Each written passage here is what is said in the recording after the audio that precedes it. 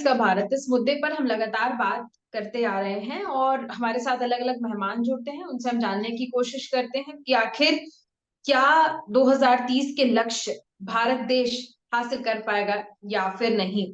और इस तरीके से हमारे साथ बहुत से लोग जुड़ते हैं और आज जो हमारे साथ मेहमान जुड़े हैं वो all India Congress committee minority department के वाइस चेयरमैन हैं सरदार महेंद्र सिंह वोरा जी।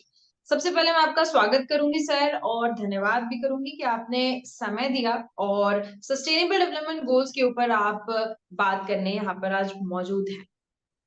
थैंक तो सबसे पहले मैं आपसे ये सवाल, सबसे पहला सवाल मेरा ये रहेगा कि 2030 के 17 लक्ष्य सस्टेनेबल डेवलपमेंट गोल भारत देश को मिले हुए हैं। अब उसमें सबसे पहला गोल ये है कि शून्य गरीबी, नो पॉवर्टी। आपको क्या लगता है 2030 तक भारत देश से गरीबी एकदम खत्म हो जाएगी, शून्य हो जाएगी?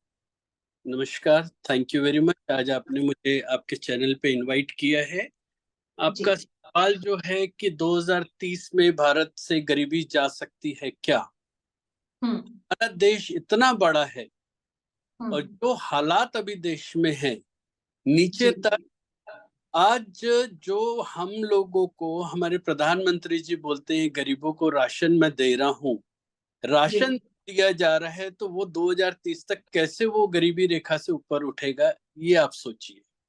हम्म। बहुत मुश्किल है।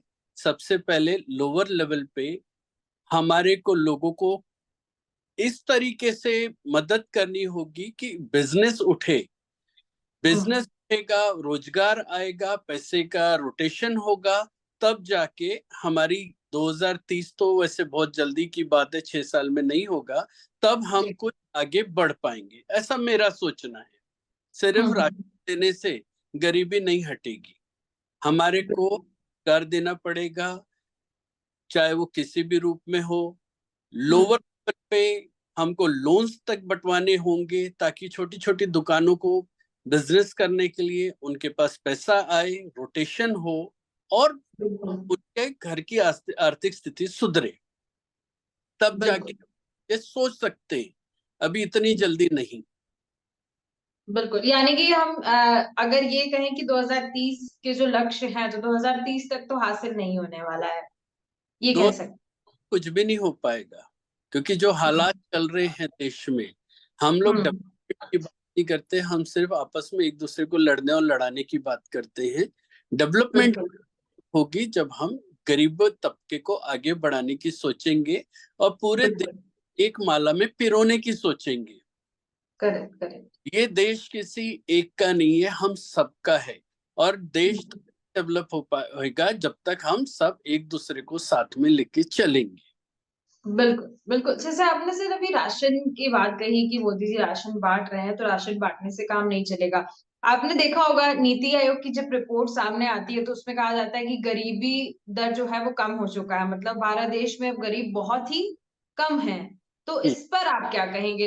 हालाँकि अगर आप ग्राउंड लेवल पर जाकर देखेंगे, तो हालात एकदम पलटे हुए दिखेंगे आपको। हर गली मोहल्ले, हर ट्रैफिक सिग्नल पर आपको ढेरों ऐसे लोग मिल जाएँगे जिनके ऊपर सरकार 1% भी ध्यान नहीं दे रही है, या किसी की भी हम बात करें तो ध्यान नहीं दिया जा रहा है। तो इसको लेकर आप क्या? मैडम, नीति आयोग का काम जो है वो अगर ठीक ढंग से होता तो बात ही क्या होती। आपको हर गली हर मोहल्ले में आपको गरीबी दिख जाएगी। और वो जो हुँ। बोल रहे हैं कि गरीबी कम हो रही है, अगर गरीबी कम हो रही है तो इतने लोगों को फ्री में राशन क्यों बांटने की नौबत आ रही है? कि जिस तरीके से आपने अभी कहा कि राशन जो दिया जा रहा है, हम्म, तो जब मैं बात करती हूँ लक्ष्यों की, तो ये सामने आ जाता है कि जब तक भारत देश के सारे लोग इन्वॉल्व नहीं होंगे इन लक्ष्यों के लिए, एक सिर्फ सरकार ही नहीं, हर एक नागरिक का यहाँ पर उत्तरदायित्व बनता है कि वो भी इसमें सपोर्ट करे। अब यहाँ पर जब फ्री में ही भारत में हर चीज फ्री में देती जा रही, सारी राजनीतिक पार्टियां चुनाव आते ही सारी चीजें फ्री में देने की घोषणा करना चालू कर देती हैं कि आप हमें वोट दीजिए, हम फ्री में ये देंगे, फ्री में वो देंगे। तो क्या इस फ्री के चक्कर में जो एफिशिएंसी है लोगों की, एफिशिएंसी एक तरीके से कि 2 किलो अगर राशन मिल रहा है, तो ठीक है 2 किलो राशन मिल रहा है, कमाने की क्या जरूरत है? ठीक है 2 किलो मिल रहा है। तो कहीं आपको क्या लगता है, इस ये फ्री की जो रेवड़ियां हैं उनकी वजह से भारत देश के लोगों में एफिशिएंसी जो कहते हैं इंग्लिश अंग्रेजी में, क्या ये कम होती नजर आ रही है? ऐसा है कि अगर आप फ्री में राशन की बजाय कैश फ्लो करेंगे, तो जैसे हम्म। राहुल गांधी जी ने बोला था कि हाँ जी हम लोग कैश डायरेक्ट ट्रांसफर करेंगे। अगर जी। कैश जाएगा, आज अगर मुझे कैश आता है तो मैं सोचूंगा मुझे इससे कुछ बिजनेस करना चाहिए, कुछ काम हम्म। करना चाहिए। काम करूंगा रोटेशन होगा, काम नहीं करूंगा रोटेशन नहीं होगा। अगर मुझे फ्री में अगर कोई राशन देता रहेगा तो काम करने के लिए पैसा कहाँ से आएगा? जितने का बिल्कुल। आप राशन दे रहे हैं, अगर यही पैसा आप नीचे तबके में डायरेक्ट कैश फ्लो करेंगे, तो अपने हम्म। आप जिसको आप पैसा जाएगा वो कहीं ना कहीं तो खर्चा करेगा। खर्चा बिल्कुल। करेगा तो उससे बिजनेस की तरफ, चाहे छोटे लेवल पे हो, चाहे बड़े लेवल पे हो, चाहे आप किसी लेवल पे भी देखो, कैश फ्लो जी। रहेगा, अपने आप आपका देश, हमारा देश अपने आप डेवलपमेंट की तरफ जाएगा। और गरीबी तभी बिल्कुल। दूर होगी जब कैश फ्लो आएगा। आज ये हो गया कैश फ्लो कुछ चुनिंदे बिजनेसमैन के पास पड़े हैं, पैसा कुछ चुनिंदे बिजनेसमैन के पास पड़े हैं, लेकिन उसके नीचे अगर आप बात करोगे तो पूरा मार्केट क्रैश हो चुका है। लोगों के हम्म। बिजनेसेस खत्म हो चुके हैं, लोगों की नौकरियां नहीं मिल रही है, स्टूडेंट्स के क्या हाल हो रहे हैं। जॉब्स नाम की चीज की जहां इंटरव्यू, ये जी। एग्जामिनेशन इंटरव्यू की बात चलती है और जॉब्स तो मिलते ही नहीं है। ये एक बहुत बड़ा हम्म। स्कैम है एक तरीके से देखा जाए तो, मुझे जहां हम्म। तक लगता है। अगर आज हम बिल्कुल। देखते हैं कि कोई गवर्नमेंट नौकरियों का फॉर्म निकलवाती है कि हाँ मैं, चलो एक हम्म। एग्जांपल देता हूँ, 1,000 नौकरियां दे रही है, 1,000 नौकरियों के लिए कम से कम 5 लाख लोग फॉर्म भरते हैं। 5 लाख हम्म। लोगों के फॉर्म भरवा दिए जाते हैं। उसके बाद जब उसका एग्जामिनेशन की बात आती है, वो पेपर लीक हो जाता है धीरे से।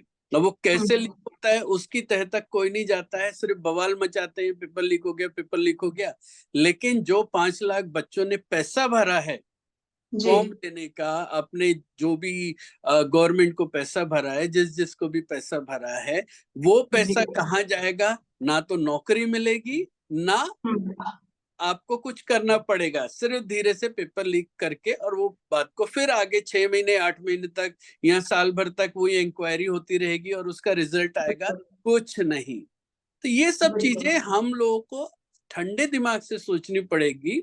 जो हम्म। पढ़ा लिखा तबका है उसको सोचना पड़ेगा कि हम कहाँ विश्वास कर रहे हैं, कहाँ गवर्नमेंट को वोट कर रहे हैं, और हमारे को क्या हमारे देश में चेंजेस चाहिए कि बिल्कुल। नौकरी की बात हो, काम की बात हो, ना कि इधर उधर इसका इसने ये किया उसने वो किया। आजकल वही चल रहा है देश में, काम की बातें बिल्कुल। नहीं हो रही है। और जब तक आप कितने भी स्किल डेवलपमेंट करा लो, कितना भी कुछ करा लो, जब तक आप जॉब्स नहीं दोगे तब तक उसका कोई फायदा ही नहीं है। बिल्कुल। बिल्कुल आपने सही कहा। हम शिक्षा की तरफ मुड़े हैं तो एक सवाल यहाँ पर ये नजर आ रहा है कि एक और लक्ष्य है अच्छी शिक्षा व्यवस्था। मतलब ऐसा लक्ष्य है कि शिक्षा मिल रही है लोगों को, और लेकिन क्वालिटी फुल एजुकेशन नहीं मिल पा रही है। लेकिन यहाँ पर सवाल तो ये है कि मेरे हिसाब से अगर देखा जाए, डेटा अगर देखा जाए, डेटा पर अगर मैं कम विश्वास करूं, ग्राउंड रियलिटी को जाके देखूं, तो हम्म। लोगों को शिक्षा भी नहीं मिल रही है। बेसिक शिक्षा से भी अभी भारत देश के कई ऐसे नागरिक हैं जो वंचित नजर आ रहे हैं।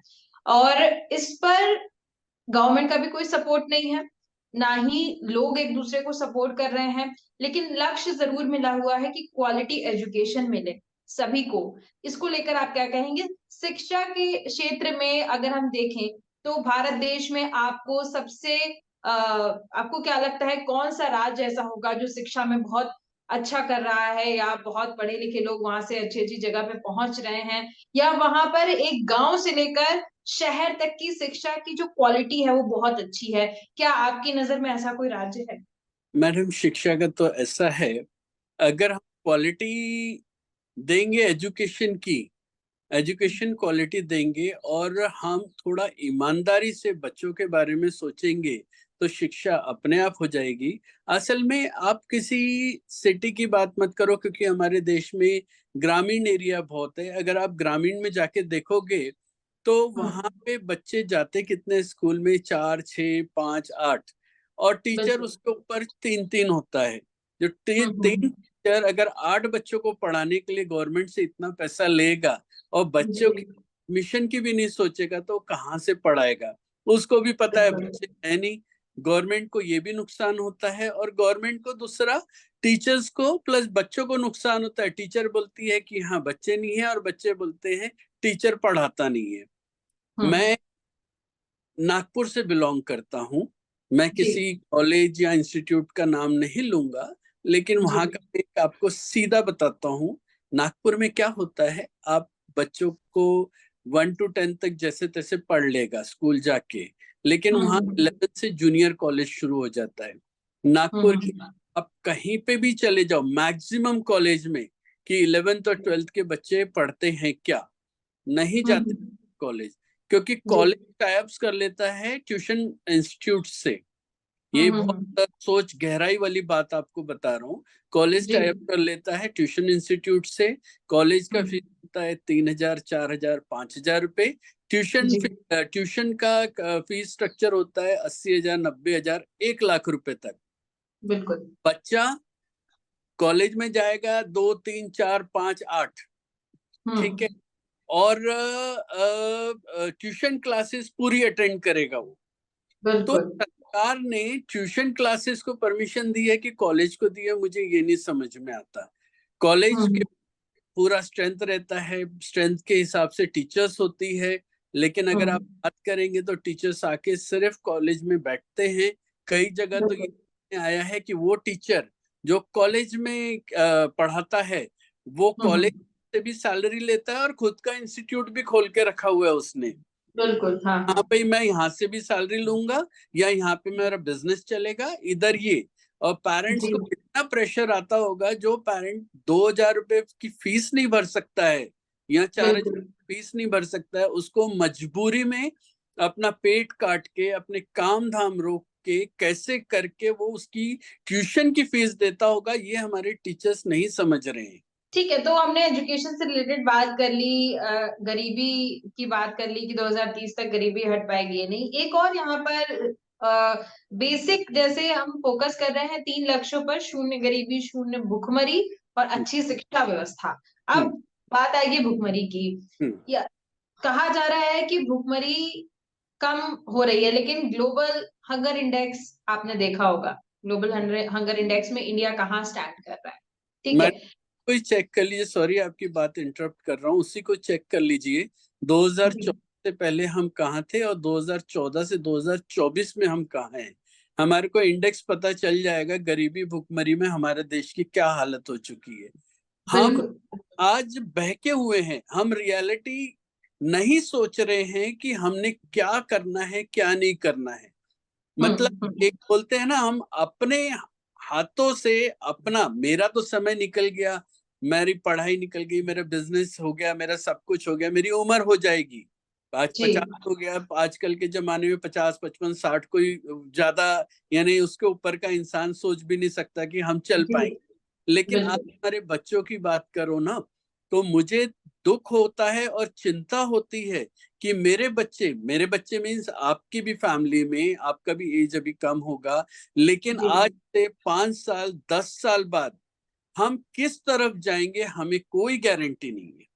बिल्कुल। क्योंकि जब तक हमारा बच्चा सिक्योर्ड नहीं होगा हमें चिंता रहेगी। और आज के हालात में जो देश में चल रहा है, हमारे जी। देश में ऊपर से नीचे तक हम नहीं हम्म। समझते हैं कि कोई देश का सोच रहा है। एक राहुल बिल्कुल। गांधी आवाज उठाते हैं, कांग्रेस पार्टी आवाज उठाती है, लेकिन हम्म। उससे इतना इफेक्ट इस गवर्नमेंट को नहीं पड़ रहा है। हाँ ये जरूर है, 2024 के बाद थोड़ी हंग असेंबली जो आई है, तो जी। मोदी सरकार को कई स्टेप्स वापस खींचने पड़े और आगे भी हम्म। खींचने पड़ेंगे। जनता का सोचना पड़ेगा, ना कि सिर्फ बिल्कुल। 2 3 धन्ना सेठों को सोचना पड़ेगा। बिल्कुल। बिल्कुल, आप यहाँ पर बिल्कुल आपने सही कहा। तो वही मैं, जैसे आपने बिल्कुल सही एग्जांपल दिया कि अगर हम ग्लोबल हंगर इंडेक्स को, उसकी रिसर्च करने बैठ जाएं, तो सारी पिक्चर जो है वो सामने क्लियर हो जाएगी कि जी, क्या हालात बने हुए हैं भारत देश के। अब अगर इसमें एक बात सामने निकल के आई कि राजनीतिक पार्टियां तो हैं इस चीज के लिए जिम्मेदार, लेकिन कहीं ना कहीं एक आम नागरिक जो है, जो वोट देता है, जो सरकार से उम्मीद रखता है, मैं वहां पर उनकी गलती ज्यादा मानती हूँ कि अगर आप वोट कहीं दे रहे हैं तो आपको सोच समझ कर सारी चीजें रिसर्च करके देना चाहिए। लेकिन भारत देश का चलन क्या है कि भारत देश के नागरिक जो हैं वो इन्फ्लुएंस बहुत जल्दी होते हैं। अगर कोई राजनीतिक पार्टी थोड़ा सा प्रचार करेगी और फ्री में चीजें देने की बात कहेगी या हमको जिता दीजिए हम आपको ये देंगे वो देंगे, तो वहां पर भारत देश का नागरिक जो है वो कहीं ना कहीं इन्फ्लुएंस होके और बिना सोचे समझे डिसीजन मेकर बन जाता है। अब यहाँ पर मैं वजह क्या मान सकते हैं सर कि वजह उनकी फाइनेंशियल कंडीशन है या फिर एजुकेशन कम है या अवेयरनेस कम। मैडम, हमारा जो देश की जनता है ना, बहुत भोली है। वो बहुत जल्दी भूल जाती है कि हमारे साथ क्या हुआ क्या नहीं हुआ। हम्म। अभी इस चुनाव में, लोकसभा चुनाव में आपने देखा होगा, जी। उसके पहले आपने कोविड भी देखा होगा, उसके पहले आपने हम्म। नोटबंदी भी देखी होगी, उसके पहले आपने जी। जीएसटी भी देखी होगी। हम शुरू हम्म। नोटबंदी से। नोटबंदी जब लागू की गई, जी। मुझे बड़ा हैरानी, मुझे क्या आपको भी ये बात की हैरानी हुई होगी कि हम्म। हमारा पैसा और हमारे घर के लोग बैंक के लाइन में लगे, वो भी सिर्फ 2,000 रुपए के लिए। कई दिन हम्म। ये उस उसका सोचो, जो मजदूरी करता है, जो रोज कमाता था, रोज खाता था। आपके तो भी अकाउंट में पैसा होगा कि आप चलो 2,000 बैंक से निकाल के ले आए, लेकिन बिल्कुल। जिसके पास कुछ नहीं था, एक झटके में नोटबंदी लागू हुई और उसके खाने जी। के लाले। इसको बिल्कुल। आप देखेंगे, ये नोटबंदी लागू करके आज इतना साल हो गया है, आपको लगता है कि नोटबंदी जायज थी? किसी को भी नहीं लगेगा। लोग बिल्कुल। मरते रहे और सरकार के कान में जू भी नहीं रहेंगी कि हाँ भाई क्या, हमें बोला गया कि हाँ कुछ दिन रुक जाओ, कुछ दिन रुक जाओ। लोगों के घर में हम्म। शादियां होनी थी, बिल्कुल। बिल्कुल। शादियां तक नहीं हो पाई थी क्योंकि वो बेचारों ऐसे। बिल्कुल। गरीबी की हालत देख लो। नोटबंदी के बाद हम थोड़ा सा उभरे ही थे, जीएसटी लागू कर दिया गया। जीएसटी भी ऐसा प्रोग्राम था, पहले किस पे 28% लगाया गया, कुछ दिन देखा हम्म। लोग चिल्ला रहे हैं तो उसको हटा कर दिया बिल्कुल। गया, फिर लोगों ने चिल्लाया, फिर कुछ कम कर दिया। मतलब कोई कॉन्क्रीट डिसीजन नहीं। बिल्कुल। जीएसटी लागू किया तो उसके लिए लोगों को कुछ फायदा है। जब तक आप, आज के पोजीशन में ये हो गया है, जब तक आप जोर से आवाज नहीं उठाओगे, सरकार को कोई फर्क नहीं पड़ेगा। सेम जैसे बिल्कुल। किसान आंदोलन में किसानों के खिलाफ बिल रखा गया, किसान बैठे जी। रहे। आज हमारे घर का एक सदस्य अगर उसकी डेथ हो जाती है, हमको बहुत बुरा लगता है, हम कई कई सालों तक उनका सोचते हैं। तो ये जी। सोचिए कि किसान आंदोलन में करीब करीब 800 900 हजार किसान शहीद हो गए, और हम्म। हमारे ही किसान भाई, हमारी ही बिल्कुल। सरकार उससे मिलने का नहीं सोची। तो सोचिए कि क्या हमारी देश के प्रधानमंत्री हैं या हमारी सरकार की क्या जवाबदारी है, अपने ही लोगों को बिल्कुल। मरने के लिए छोड़ दिए। ये भी सोचने बिल्कुल आप वाली सही बात कह रहे हैं, ये है। फिर तमाम बातें ये यहाँ पर ये सिद्ध कर रही हैं कि कुल मिलाकर जनता को यहाँ पर इस शब्द का इस्तेमाल तो नहीं करना चाहिए लेकिन जनता को यहाँ पर बेवकूफ बनाया। मैं एक और रियलिटी सवाल, है। हाँ बिल्कुल, मैं एक और सवाल मेरे जहन में यहाँ पर उठ रहा है कि लोगों की बात होती है तो क्या लगता है आपको एक आम नागरिक की इन लक्ष्यों को प्राप्त करने के लिए क्या भूमिका हो सकती है? आम नागरिक क्या कर सकता है इन लक्ष्यों को प्राप्त करने के लिए? देखिए, आम नागरिक को पहले तो ये सोचना पड़ेगा कि पिछले 10 साल में देश में क्या हुआ, हम्म। पिछले 10 साल में देश में क्या हासिल हुआ और क्या नुकसान हुआ, ये बिल्कुल। सोचना पड़ेगा। और हम्म। उसको ये सोच के करना पड़ेगा, 1947 में जब हमारा देश आजाद हुआ था, उस टाइम हम हम्म। लोग एक ढंग से सुई तक नहीं बना सकते थे। और हम्म। 2014 तक हमने क्या नहीं किया। 2014 तक अगर आपको अच्छे से याद होगा, गवर्नमेंट सब्सिडीज देती थी, चाहे हम्म। वो गैस पे ले लो, चाहे पेट्रोलियम, जो भी यानी नीडेड वाली, जो रोज की जरूरत वाली चीज होती थी, गवर्नमेंट उसको सब्सिडी देती थी कि आपके ऊपर बर्डन नहीं जाने को होना। आज हम्म। की पोजीशन में सब्सिडी नाम की चीजें खत्म हो गई। आज आप ट्रेन में सफर करो, सीनियर सिटीजन के डिस्काउंट जो आते थे, वो बेचारा एक 70+ का जो बंदा होता था उसको आराम से कुछ 50% डिस्काउंट मिल जाता, वो खत्म हो गया। तो इसका मतलब ये है हमें सोचना पड़ेगा कि हम किस तरफ जा रहे हैं, और देश की जनता को खास तौर पे पिछले 10 साल के उनके साथ हुई नाइंसाफी उसका जी। सोच के आगे वोट करना पड़ेगा। जब तक जनता थोड़े से लालच में वोट हम्म। देना नहीं करेगी, तब तक हम्म। हमारा ही आज अगर मैं बिल्कुल। कुछ लालच या कुछ लालच में अगर अपना वोट गलत जगह देता हूं, तो मुझे हम्म। सोचना पड़ेगा आज तो मेरे को मिल गया कुछ, लेकिन जी। आगे मेरे बच्चों का क्या होना है, मेरे हम्म। बच्चों का क्या। ये बड़ी सोचने वाली बात है। बिल्कुल। बिल्कुल आपने सही कहा कि यहाँ पर हर एक नागरिक को सोचने की जरूरत है। लेकिन एक आखिरी सवाल मेरा और बहुत ज्यादा इम्पोर्टेंट है कि सोच तो वही पाएंगे सर जो एजुकेटेड होंगे। आप जो एजुकेटेड नहीं होंगे उनकी वहां तक सोच ही नहीं जा पाएगी, तो उन लोगों के लिए क्या। और सबसे बड़ी बात यह है कि अनएजुकेटेड लोगों का जो आंकड़ा है वो ज्यादा है भारत देश में, और वहीं से सारी जो रणनीति है वहीं वहीं पे लगती है। अगर कुल मिलाकर देखें तो एक एजुकेटेड क्लास या फिर उनसे ज्यादा एजुकेशन जिनको मिल जाती है वो थोड़ा बहुत एनालिसिस कर भी लेते हैं, लेकिन जिनको कुछ पता नहीं है उन्हीं के ऊपर तो सरकार की सारी रणनीतियां काम आती हैं, सारे स्ट्रैटेजीज जो है वहीं से तो चालू होती देखिए, एजुकेशन हमारी स्टार्टिंग में बात हुआ, मैंने एजुकेशन का माइनस बता दिया कि क्या होता है, ये लोग कैसे करते हैं। है। जी। और एक था कि बोलते थे पढ़ेगा इंडिया तो बढ़ेगा इंडिया। आज की जी। पोजीशन में ये हो गया, पढ़ेगा इंडिया तो मांगेगा, हक मांगेगा, रोजगार हम्म। मांगेगा। तो ये जो जी। बीजेपी सरकार है, ना पढ़ने पे देती है, ना ताकि पढ़ेगा नहीं तो रोजगार भी नहीं मांगेगा।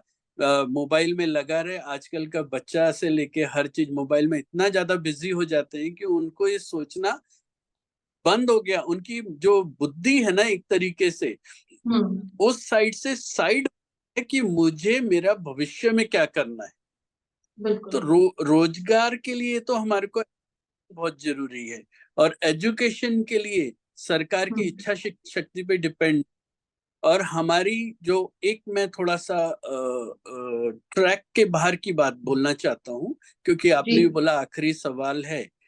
जी। जी। ये जो सरकार है किस हम्म। तरीके से काम कर रही है, जो सोचा है, ये मेरा दिमाग बोलता है। एक कंपनी हम्म। होती है, और मुझे लगता है 2014 सर कंपनी तो एक भी नहीं बनी है, जहां हम्म। तक हम्म। मुझे क्या 100% एक भी नहीं बनी। तो गवर्नमेंट हम्म। की एक कंपनी होती है, फॉर एग्जाम्पल 50,000 करोड़ की कंपनी है। ठीक है, जी। गवर्नमेंट डायरेक्ट तो उसको बेच नहीं सकती है, तो उसको नुकसान पे बताती है। उसको नुकसान लाते लाते 40,000 करोड़, और नुकसान लाके 25,000 करोड़ पे उसका वो करती है, हम्म। यार ये तो कंपनी नुकसान में जा रही है, इसको जी। प्राइवेटाइज कर देना चाहिए। फिर वो हम्म। 25,000 करोड़ पे वो लेता है 20,000 करोड़ में। वो जी। जैसे अंबानी अडानी जैसे बड़े जो धन है वो ही खरीदता है। अब हम्म। 50,000 की कंपनी वो लेता है 20,000 करोड़, भरता हम्म। कितना है 2,000 करोड़, हम्म। 10% भरता है। और वही कंपनी को पूरा 18,000 करोड़ रुपए तो बैंक देती है। तो जिसको हम्म। जिसको 2,000 करोड़ भर के 50,000 करोड़ की कंपनी मिल रही है, तो सोचिए हम्म। हम लोग किस तरफ जा रहे हैं। क्या हम देश के बिल्कुल। भले की बात कर रहे हैं, देश को डुबा रहे हैं। अब इसका दूसरा साइड देखो, ये सरकार हम्म। जानती है बहुत कि अगर मैंने रिजर्वेशन की बात किया तो देश की जनता हम्म। इन खड़े भी नहीं होने देगी, उखाड़ के फेंक देगी। जी। आप हम्म। या आपका कोई इंस्टीट्यूशन है जो आपका खुद का है, तो हम्म। उसमें आप मर्जी रहती है कि आप रिजर्वेशन यानी सिख को लो, किसी दूसरी कम्युनिटी को लो, या किसी रिजर्वेशन वाले को, SC ST को लो। क्यों? क्योंकि वो हम्म। प्राइवेट, तो उसमें ये बिल्कुल। नहीं देखा। तो ये जब ये कंपनी बेचते हैं ना, इसके साथ हम्म। साथ इसका ये सिस्टम रिजर्वेशन वाला भी अपने आप ही खत्म हो जाता है। तो बिल्कुल। ये हम्म। देश की जनता पे, कंपनी भी गई, रिजर्वेशन भी गया। ये सब हम्म। चीजें सोचना बहुत जरूरी है, और इस पे भी हमारी देश की जनता को वर्कआउट करना पड़ेगा, सरकार पे प्रेशर बनाना पड़ेगा कि बिल्कुल। कंपनियां बेच आपका काम है कंपनियां बनाना, ना कि कंपनियां बेचना। देश तब डेवलप होता है जब चीजें बनती है। बिल्कुल बिल्कुल, आपने यहाँ पर सही कहा और बहुत अच्छी आपने बातें बताई। मुझे लगता है पूरा रिसर्च बेस जो आपने बताया, आपका रिसर्च था वो, और आपने देखा है कि किस तरीके से ये जो काम है वो किया जा रहा है। तो इतनी सारी जी, बातें और बताने के लिए और गहरी बातें जनता के सामने लाने के लिए आपका बहुत बहुत धन्यवाद। उम्मीद करते हैं कि आपके भी द्वारा 2030 के जो लक्ष्य हैं उनको लेकर आप भी हमेशा एक्टिव रहेंगे और आपका भी उसमें योगदान जरूर नजर आएगा। बहुत बहुत धन्यवाद सर। Very much. जय हिंद, जय भारत।